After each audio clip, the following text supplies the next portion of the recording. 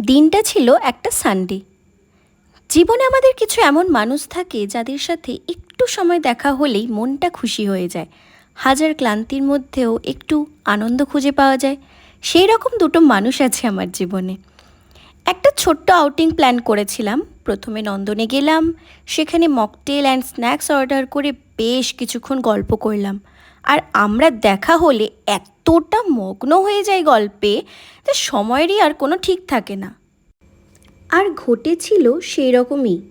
আমরা এত বেশি সময় ওখানে কাটিয়ে ফেলেছিলাম যে আর কিছুক্ষণ থাকলে হয়তো আমাদের তাড়িয়ে দিত।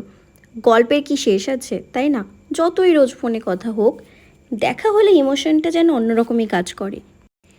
তবে নন্দনী সেদিন একটা ম্যাঙ্গো ফ্লেভার্ড মকটেল খেয়েছিলাম, আর টেস্ট ছিল দুর্দান্ত।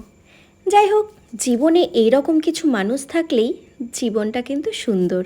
আর তোমাদের জীবনেও যদি এরকম কোনো মানুষ থাকে তাহলে তাদের আগলে রেখো, কারণ সত্যি ভালোবাসা পাওয়া এখনকার দিনে সত্যি দুষ্কর।